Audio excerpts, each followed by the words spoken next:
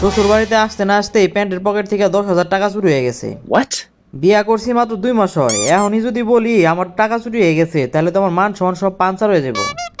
প্রথমবার যখন শ্বশুর বাড়ি আইছিলাম তখনও আমার প্যান্টের পকেট থেকে অনেকগুলো টাকা চুরি হয়েছিল। শালার টাকাগুলা যে কে চুরি করে ওইটা ভাবতে ভাবতেই তো আমার রাতে ঘুমাবো না।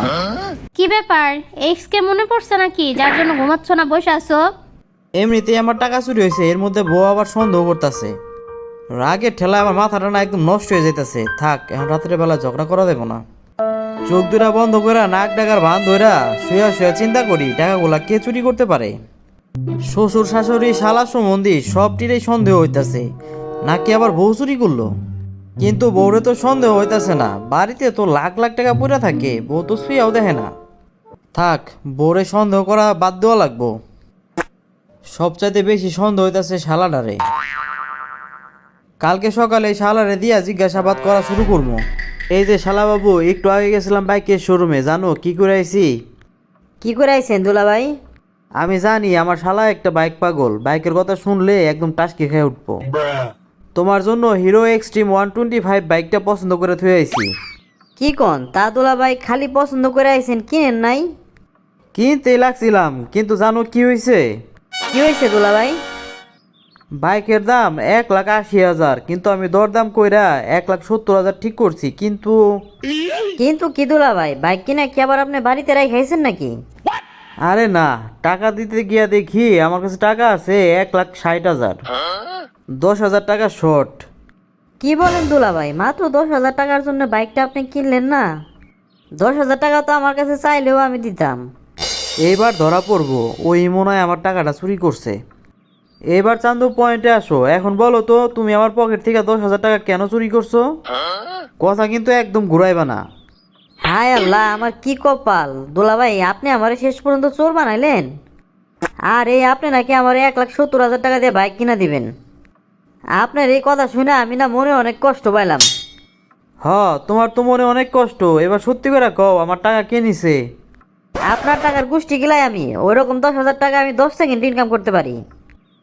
বুঝছি তুমি অনেক কিছু পারো, আমার টাকা চুরি করছো কেন সেটা বলো। না, শালা মনে হয় আমার টাকাটা চুরি করে নাই, ওর কথা যে জোর। এখন তো আমার সন্দেহ হইতেছে আমার শ্বশুরের উপর। আমার শ্বশুর তো আবার টাকার পাগল। কি ব্যাপার জামাই, এমনি ফেল ফেল করে তাকায় আছো আমার দিকে? আব্বা, আপনি কি আমার পকেট থেকে 10,000 টাকা নিছেন? দেখো, তুমি হয়তো আমার বাড়ির নতুন জামাই, তোমার কাছ থেকে এরকম ব্যবহার আমি আশা করি নাই। তুমি কিন্তু ভুলে যাও না, তোমার কাছে আমার মেয়া বিয়া দিছি। আর আমার মেয়া বিয়া দেওয়ার সময় তোমার আমি 10 লাখ টাকা যৌতুক দিছি। এখন সে আমি কিনা তোমার পকেট থেকে 10,000 টাকা নিমো? আমি কি ফকির নাকি যে তোমার পকেট থেকে 10,000 টাকা নিমো? শ্বশুরেও দেখি টাকা নেয় নাই, যে কথার জোর। শাশুড়ি আম্মাও তো টাকা নেওয়ার কথা না, তাইলে কি শালিকাই নিল নাকি? শালিকারই আমার এখন সন্দেহ।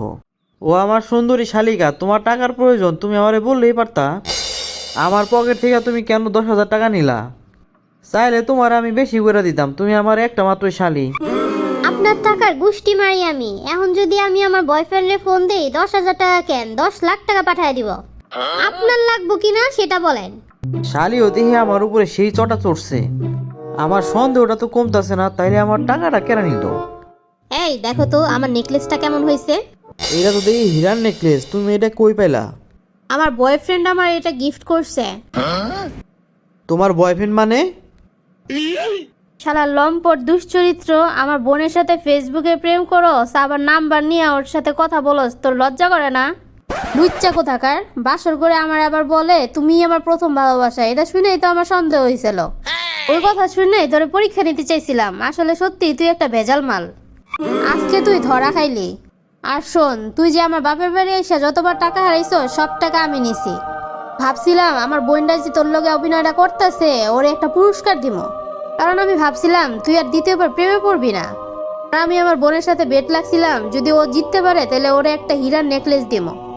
এই দেখ, তোর টাকা দিয়ে হীরের নেকলেস কিনা আমার বোনরে গিফট দিতেছি। তুই তো একটা বেঈমান, বিশ্বাসঘাতক, নারী লোভী। তোর কপালে সুখ নাই জীবনেও। প্রিয় বন্ধুরা, আপনারা লাইক, কমেন্ট ও শেয়ার করে আমাদের পাশে থাকুন। আপনাদের একটি লাইক ও কমেন্ট আমাদের নতুন ভিডিও বানাতে অনেক উৎসাহ যোগায়।